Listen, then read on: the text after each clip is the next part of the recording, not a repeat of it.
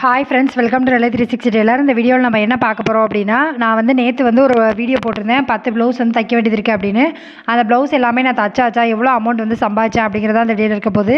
நீங்கள் இந்த சேனலை இப்போ தான் ஃபஸ்ட் டைம் பார்க்குறீங்க அப்படின்னா சப்ஸ்கிரைப் பண்ணிட்டு பாருங்கள். இந்த சேனலில் வர எல்லா வீடியோ உங்களுக்கு ரொம்ப யூஸ்ஃபுல்லாக இருக்கும். வாங்க வீடியோக்குள்ளே போகலாம். நீங்கள் இன்னும் மிஷினில் உட்காந்து தைக்கலை அப்படின்னா மிஷினில் உட்காந்து தச்சிக்கிட்டே வீடியோ பாருங்கள். அப்போ நீங்களுமே ஒரு ப்ளவுஸ் தைச்ச மாதிரி இருக்கும். நேற்று வந்து ஒரு வீடியோ போட்டிருந்தேன் 10 ப்ளவுஸும் நான் வந்து தைக்க வேண்டியது இருக்குது அப்படின்னு சொல்லி. நான் அதுக்கு எல்லாமே கட் பண்ணி வச்சுருக்கேன் அப்படின்னு சொல்லியிருந்தேன். அந்த ப்ளவுஸ் எல்லாமே நான் கொடுத்துட்டேனா அப்படின்னு கேட்டால் கண்டிப்பாக கொடுத்துட்டேன். கொஞ்சம் வந்து லேட் ஆகிடுச்சு, 9 மணிக்கு தான் கொடுத்தேன். நீங்கள் வந்து இந்த மாதிரி ப்ளவுஸ் எடுக்கும்போது எவ்வளோ டைம் ஆகுது அப்படிங்கிறதுமே சொல்லுங்கள். நீங்கள் வந்து நேற்று எத்தனை ப்ளவுஸ் தைச்சிங்க அப்படிங்கிறதுமே கீழே கமெண்ட் பண்ணுங்கள். நான் வந்து நேற்று ஒரு நாள் வந்து அந்த 10 ப்ளவுஸையும் முடிச்சு கொடுத்ததுக்கப்புறம் 2340 ரூபா கிட்ட நான் வந்து சம்பாதிச்சிருந்தேன். நான் வந்து எல்லா வீடியோலையும் உங்களுக்கு அமௌண்ட் சொல்கிறதுக்கு ரீசன் என்ன அப்படின்னா, உங்களுக்கு வந்து ஒரு என்கரேஜ்மெண்ட்டாக இருக்கும். நீங்கள் வந்து இன்னும் நிறைய தைக்கணும் அப்படின்னு நினைப்பீங்க அப்படிங்கிறதுக்காக மட்டும்தான். 10 ப்ளவுஸ் நிறைய பேருக்கு என்ன டவுட்னா, 10 ப்ளவுஸ் தைக்கும்போது கை காலெலாம் வலிக்காதாக்கா, ஷோல்டர்லாம் பெயின் எடுக்காதா அப்படின்னு கேட்பீங்க. எல்லாமே இருக்க தான் செய்யும். ஆனால் அந்த அமௌண்ட்டை வந்து நம்ம கையில் வாங்கும்போது அது எல்லாமே மறந்துடும். நான் நிறைய வந்து இதில் கஸ்டமருமே சொல்கிறேன், எப்போவுமே வந்து தைச்சதுக்கு காசை வந்து கரெக்டாக கொடுத்துட்டு ப்ளவுஸை வாங்கிட்டு போங்க. டெய்லர்ஸுமே வந்து கொஞ்சம் வந்து கராராக இருங்க காசு விஷயத்தில். அவங்க எப்படி வந்து இந்த நாள் எனக்கு இத்தனை மணிக்கு வேணும்னு கேட்குறாங்களோ, நம்ம எப்படி கரெக்டாக கொடுக்குறோமோ அதே மாதிரி அமௌண்ட் வாங்குகிற விஷயத்துலையும் நீங்கள் கரெக்டாக இருக்கணும். நம்ம வந்து கொஞ்சம் எக்ஸ்கியூஸ் கொடுத்தோம் அப்படின்னா கண்டிப்பாக கஸ்டமர் வந்து நம்மக்கிட்ட அப்படி தான் பண்ணுவாங்க. அதே மாதிரி நிறைய பேருக்கு வந்து தைக்க முடியாததுக்கு ரீசன் என்ன அப்படின்னா, வீட்டில் நடக்கிற சின்ன சின்ன விஷயங்களில் பக்கத்தில் யாராவது எதாவது சொல்லிட்டாங்க அப்படிங்கிறது தான். அது எல்லாத்தையுமே வந்து ஃபேஸ் பண்ண கற்றுக்கோங்க. மற்றவங்க யாருமே நமக்கு வந்து ஜட்ஜ் பண்ண வேண்டிய அவசியமே கிடையாது. நமக்கு நம்மளை பற்றி என்ன, நம்ம யார் அப்படிங்கிறது தெரியும். இன்னொருத்தங்க சொன்னாங்க அப்படிங்கிறதுக்காக ஃபீல் பண்ணிட்டு உட்காராதீங்க. நம்ம தொழில் தான் அது வந்து முடங்கும். நிறைய பேருக்கு வந்து நம்ம சம்பாதிச்சிடக்கூடாதுங்கிறதுல ரொம்ப தெளிவாக இருப்பாங்க. அதனால் நீங்கள் வந்து மற்றவங்க வந்து என்ன பேசுகிறாங்க, என்ன சொல்கிறாங்க அதெல்லாம் கவனிக்காமல் நம்ம உண்டு நம்ம வேலை உண்டுன்னு இருங்க.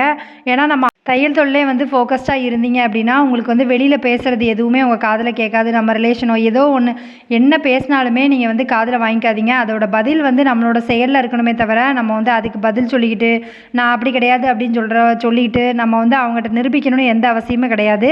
அவங்களுக்கா எப்போ தெரியுதோ அப்போ வந்து நம்மகிட்ட பேசட்டும் அப்படின்னு விட்டுருங்க. ஏன்னா நம்ம மனசளவில் வந்து ரொம்ப வீக்காக இருந்தோம் அப்படின்னா உண்மையிலே வந்து நம்மளை வந்து டெய்லி ஒருத்தங்க அள வைப்பாங்க. அதனால் நீங்கள் வந்து கொஞ்சம் போல்டாகவே இருக்க கற்றுக்கோங்க. கொஞ்சம் வந்து கஷ்டம் தான் ஸ்டார்டிங் ஸ்டேஜில், போக போக வந்து பழகிரும். ஏன்னா நமக்கு வந்து எல்லாருமே ஒரே மாதிரி இருப்பாங்களா அப்படின்னு கேட்டால் கண்டிப்பாக கிடையாது. அதனால் யார் என்ன சொன்னாலுமே நீங்கள் வந்து அதை மனசு வரைக்கும் எடுத்துகிட்டு போகாதீங்க. நமக்கு ஒரு தொழில் இருக்குது, நம்ம அதை பண்ணணும், அதுக்கு டைம் வேணும். இதை பற்றிலாம் யோசித்து நம்ம டைமை வந்து வேஸ்ட் பண்ணக்கூடாது. நம்மளும் சம்பாத்தியம் பண்ணணும், நம்மளும் வந்து நம்ம வீடை வந்து நம்ம பார்க்கணும். மற்றபடிக்கு அவங்க அதை சொன்னாங்க இவங்க இதை சொன்னாங்கன்னு பார்த்துட்டே இருந்தோம்னா நம்ம லைஃப் ஃபுல்லாக வந்து அதை கேட்டுக்கிட்டே இருக்க வேண்டியதான். அதனால் நம்ம வேலை தான் கெட்டு போகும்.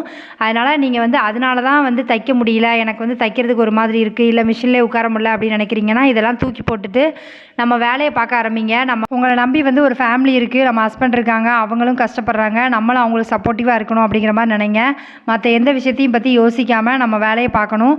டெய்லி வந்து வேலை பார்த்தா இதில் நல்லா வந்து சம்பாதிக்க முடியும். பெண்களுக்கு வந்து ஒரு நல்ல தொழில் இருக்குது வீட்டிலேருந்தே பண்ணுறதுக்கு அப்படின்னா தையல் தொழில் மட்டும்தான். அதே மாதிரி நீங்கள் வந்து கற்றுக் கொடுக்கணும்னு ஆசைப்பட்றீங்க, எனக்கு பயமாக இருக்குக்கா அப்படின்னா கண்டிப்பாக வந்து கற்றுக் கொடுங்க. கற்றுக் கொடுக்கும்போது இன்னுமே நம்ம வந்து இம்ப்ரூவ் ஆகும்.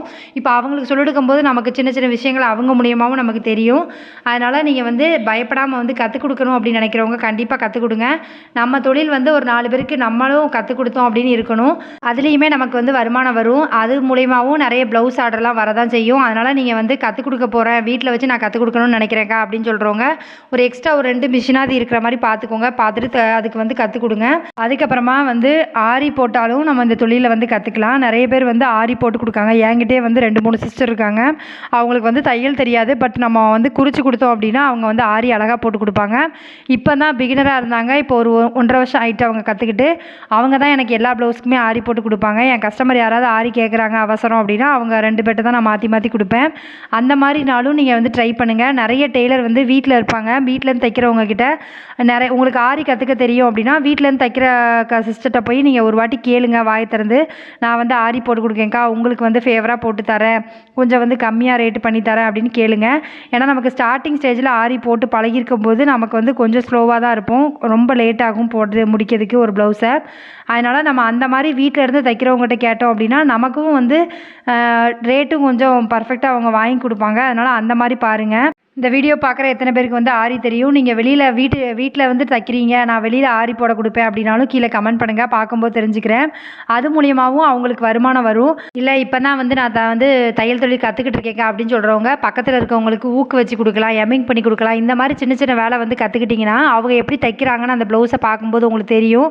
கொஞ்சம் வந்து ஒரு ஐடியா கிடைக்கும். இன்னுமே நம்ம வந்து அடுத்தவங்க ப்ளவுஸ், அதாவது இன்னொருத்தங்க தைச்ச ப்ளவுஸை நம்ம பார்க்கும்போது நமக்கு ஒரு ஐடியாவும் கிடைக்கும். நம்ம ஏதாவது திருத்திக்கணும் அந்த ப்ளவுஸில் அப்படின்னா கூட திருத்திக்கலாம். அதனால் நீங்கள் வந்து எந்த அளவு ப்ளவுஸ் வந்தாலுமே அது வந்து எப்படி தைச்சிருக்காங்க, ஒரு ப்ளவுஸை பார்த்தோன்னே நீட்டாக இருக்கா, அதில் என்னெல்லாம் பண்ணியிருக்காங்க அப்படிங்கிறத பாருங்கள். அப்படி தான் வந்து நிறைய விஷயம் நம்ம கற்றுக்க முடியும். எல்லா விஷயமுமே வந்து நம்ம தையல் கிளாஸ் படிக்கிற இடத்துல சொல்லிட்டுப்பாங்களா அப்படின்னு கேட்டால் கிடையாது. நம்ம வந்து இந்த மாதிரி சின்ன சின்ன விஷயங்களை வந்து நம்ம இம்ப்ரூவ் பண்ணிக்கணும். எப்போவுமே வந்து கஸ்டமருக்கு ஒரு ப்ளவுஸை கொடுக்கும்போது தச்சு முடிச்சுட்டு நல்லா அயன் பண்ணி நீட்டாக கொடுங்க. இல்லை அவங்கக்கிட்ட வந்து அயன் பாக்ஸ் இல்லை அப்படின்னாலும் நல்லா தேய்ச்சி விட்டு நல்லா நீட்டாக மடித்து கொடுங்க. கஸ்டமர் வந்து எப்படி கொடுத்தாலும் பரவாயில்ல. சில பேர்லாம் சாரியை வந்து மடித்தே தரமாட்டாங்க, சாரீ ஃபால்ஸ் வைக்கணும்னு சொல்லி கொண்டு வருவாங்க. நம்ம வந்து க்ளீனாக மடித்து சாரீ ஃபால்ஸ் வச்சுட்டு மடித்து க்ளீனாக கொடுக்குற மாதிரி பாருங்கள்.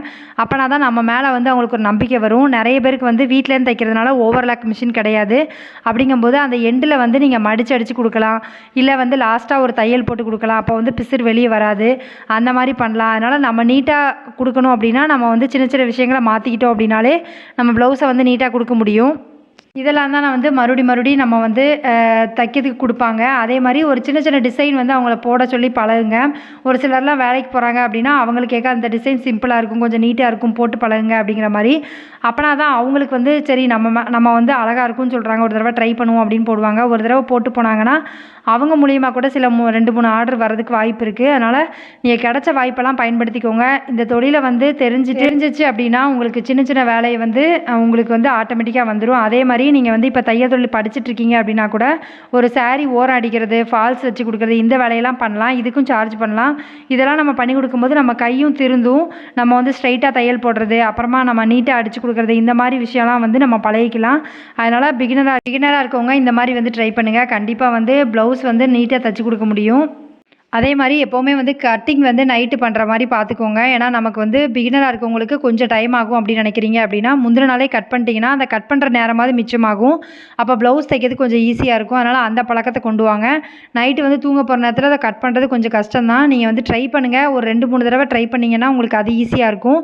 உங்களுக்கு கொஞ்சம் வசதியாகவும் இருக்கும். நம்மளை பற்றி யார் என்ன சொன்னாலும் நான் அதை பற்றி கவலைப்படாமல் நம்ம வேலையை பார்த்தோம் அப்படின்னா நம்ம கண்டிப்பாக வந்து லைஃப்பில் எப்படியாவது முன்னேறிடலாம். நீங்கள் வந்து அதை மட்டும் யோசிங்க. யார் என்ன சொன்னாலும் அதை பற்றி கவலைப்பட்டுட்டே வந்து மிஷினில் உட்காராமல் இருக்காதீங்க. அந்த நாள் தான் கடந்து போகுமே தவிர நம்ம வேலை நடக்காது. மொத்தமாக ஒரு நாள் வந்து நிறைய வரும்போது நம்மளால் வந்து தைக்க முடியாத அளவுக்கு சூழ்நிலை வந்துடும். அதனால் நீங்கள் வந்து கிடைக்கிற நேரம் பயன்படுத்தி எவ்வளோ சீக்கிரமாக வந்து தைச்சி கொடுக்க முடியுமோ அந்த மாதிரி தைச்சி கொடுங்க. அமௌண்ட்டும் கரெக்டாக வாங்கி பழகுங்க. ஒவ்வொரு நாள் தைக்கும்போதும் நம்ம வந்து இத்தனை ப்ளவுஸ் தைக்கணும்னு நினச்சிருக்கோம், இந்த ப்ளவுஸ் எல்லாமே தைச்சி முடிச்சிடணும் அப்படிங்கிற மாதிரி நீங்கள் உங்கள் மனசுக்குள்ளே வந்து வைராகியமாக இருங்க. அப்போனா தான் தைக்க முடியும். நம்ம லேசியாக இருந்தோம் அப்படின்னா கண்டிப்பாக நம்மளால் தைக்க முடியாது. அதனால் இந்த நிமிஷத்துக்குள்ளே நம்ம வந்து தைச்சி முடிச்சுட்டு நம்ம வேலையை முடிச்சிட்டோம் அப்படின்னா நமக்கு வேலை முடிஞ்சுது அப்படிங்கிற மாதிரி யோசிங்க. நமக்கு வருமானமே கிடைக்கும். நம்ம வந்து உங்களுக்குள்ளே வந்து நீங்கள் ஒரு டார்கெட் வச்சுக்கோங்க. ஒரு நாளைக்கு 500 இல்லை 400 இல்லை அட்லீஸ்ட் ஒரு 200 டெய்லி நான் சம்பாதிக்கணும் அப்படிங்கிற மாதிரி உங்களுக்கு வந்து நீங்கள் அப்படி பழகிட்டீங்க அப்படின்னா நீங்கள் வந்து டெய்லி வந்து தைக்கணுங்கிற எண்ணம் தானாக வந்துடும். நிறைய பேருக்கு வந்து ப்ளவுஸ் வரலைங்கிறத விட ப்ளவுஸ் வந்தும் நான் தைக்காமல் வீட்டில் இருக்கிறேன் அப்படிங்கிறவங்க தான் நிறைய பேர். அதில் எத்தனை பேர் வந்து நீங்கள் இப்படி இருக்கீங்க அப்படிங்கிறத கீழே கமெண்ட் பண்ணுங்கள், பார்க்கும்போது தெரிஞ்சுக்கிறேன்.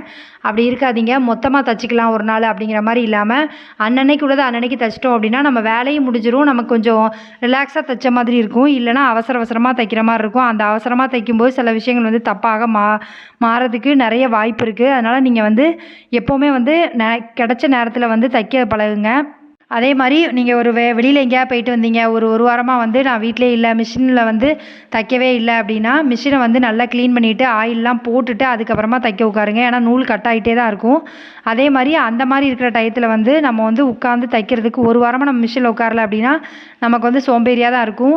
அதனால் கொஞ்சம் கஷ்டப்பட்டு ஒரு 2-3 நாள் தைச்சிட்டிங்க அப்படின்னா அதுக்கப்புறம் பழகிரும். அதனால தான் நான் எப்போவுமே வந்து ஒரு 2 நாள் வந்து தைக்காமல் விட்டுறாதீங்க அப்படின்னு சொல்கிறது. நம்ம வந்து ஒரு வேலையை வந்து ஒரு 2 நாள் வந்து தொடர்ந்து செய்யலை அப்படின்னாலே 3ஆவது நாள் அதில் போய் உட்காரதுக்கு கொஞ்சம் கஷ்டப்பட்டு தான் செய்வோம். இந்த தொழில்னாலும் அப்படி தான். அதனால் நீங்கள் வந்து கொஞ்சம் வந்து கேப் விடாமல் தைக்கிற மாதிரி ஒரு நாளைக்கு ஒரு ப்ளவுஸாக தைச்சிடணும் அப்படிங்கிற மாதிரி வந்து பார்த்துக்கோங்க.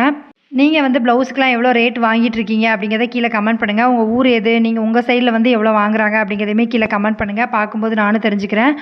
உங்கள் ஊரில் வந்து பெரிய கடையில் வந்து டெய்லர் கடையில் வந்து எவ்வளோ வாங்குறாங்களோ அதுலேருந்து ஒரு 20 ரூபா 30 ரூபா வந்து கம்மி பண்ணிக்கலாம். இல்லை 10 ருபீஸ் கூட கம்மி பண்ணி நம்ம வந்து தைக்கலாம். அந்த மாதிரி தான் தைக்கணும். அதுக்காக ரொம்ப லோவாக வந்து தைக்காதீங்க. நம்ம தைக்கிறதுக்கு தக்கன அமௌண்ட் வந்து உங்கள் ஏரியாவில் எப்படி இருக்குது அப்படிங்கிறத பார்த்துட்டு நீங்கள் வந்து ஃபிக்ஸ் பண்ணுங்கள். இல்லை பக்கத்தில் வந்து உங்களுக்கு வேறு யாராவது வீட்டிலேருந்து தைக்கிறாங்கன்னா அவங்க எவ்வளோ அமௌண்ட் வாங்குறாங்கன்னு பார்த்துட்டு அதுலேருந்து ஒரு 10 ரூபா கம்மி பண்ணோம் அப்படின்னா நம்ம கஸ்டமரும் ஜாஸ்தி வருவாங்க. இந்த மாதிரி தான் வந்து ப்ராக்டிஸ் பண்ணணும். கஸ்டமர் வர்ற வரைக்கும் கொஞ்சம் வருமானம் வந்து கம்மியாக இருக்கிற மாதிரி இருக்கும். கஸ்டமர் வந்து அதிகமாக வர வர நமக்கு வந்து ஜாஸ்தி வருமானம் கிடைக்கும். அதனால் வீட்டிலேருந்து தைக்கிறதுக்கும் சரி, வீட்டிலேருந்து நம்ம வீட்டு வேலையும் பார்த்துட்டு நமக்கு வந்து ஒரு தொழில் பண்ணுறதுக்கும் இந்த தொழில் வந்து பெஸ்ட்டு. அதனால் நீங்கள் கண்டிப்பாக அந்த தொழில் தெரியும் அப்படின்னா மிஷினை வந்து மூடி போடாமல் நம்ம வந்து உட்காந்து தைக்க ஆரம்பிச்சிருங்க. வெளியில் யாருக்கும் தைக்க கொடுக்க பயமாக இருக்குது அப்படின்னா கண்டிப்பாக வந்து தைச்சி கொடுக்க ட்ரை பண்ணுங்கள்.